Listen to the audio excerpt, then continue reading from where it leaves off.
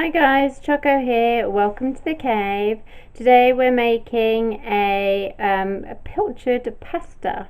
I've just preheated some oil, just enough to sort of coat the bottom. It's getting a bit hot now. I have 2 cloves of garlic chopped. They're going to go in, and 2 kind of medium-sized onions. They're going to go in.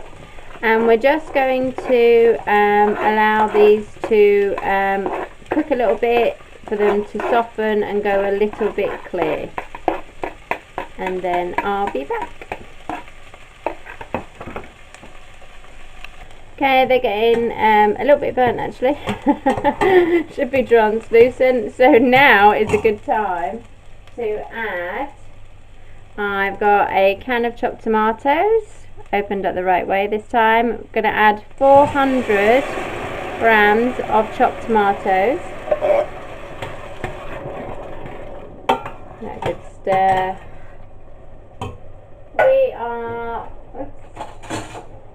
We're going to add 1 soup spoon, 1 dessert spoon, as in not a tablespoon, a good amount of tomato puree.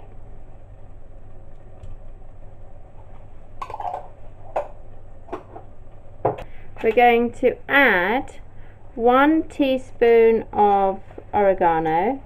No, just have to put it over there. Oops, slightly bit more. And we're going to add 2 teaspoons of basil. And again, don't worry if you kind of put a bit more in. Okay, give that a stir. Just going to turn it down. And we're just going to let that cook away for about 5 minutes. We're going to check to make sure that obviously the onions and stuff are properly cooked. So about 5 minutes.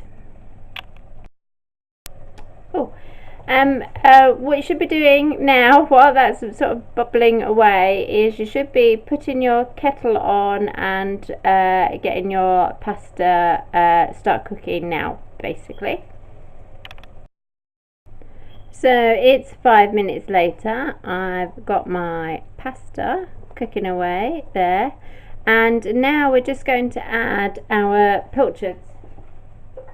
So I'm just using this, okay, and it's, I don't know if you can see, it's 400 grams.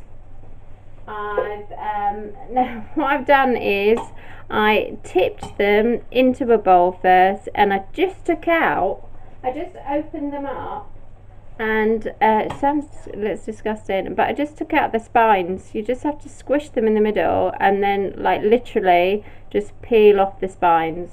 I mean, to be honest, we've always eaten them, you know, like when you have like pilchards on toast, we've always eaten them, but just kind of thinking that perhaps in like pasta it's not very nice.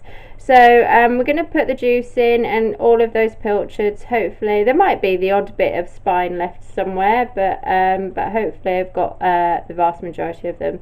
We're just going to put them in there, juice and all. And again, we're going to cook it for about 5 minutes. Don't worry about overcooking it if your pasta's not quite ready. And that's it, folks. It's dead simple, no real effort. Takes about 15 minutes from start to finish, including sort of despining and all chopping. It's dead quick and cheap tea, and it's really tasty. This actually works really well when it's cooled down, and to have it as like a sandwich filling. No, I know that might not appeal to everyone out there, but it is really nice. And again, it's a nice on toast like the next day when it's cooled down. It is good. Also, if you don't fancy pilchards, you can use tuna. And you'd probably want to use 2 cans of drained tuna, probably just to get the weight of the amount of the fish up. But yeah, it's good stuff. Anyway, so let it cook for another 5 minutes.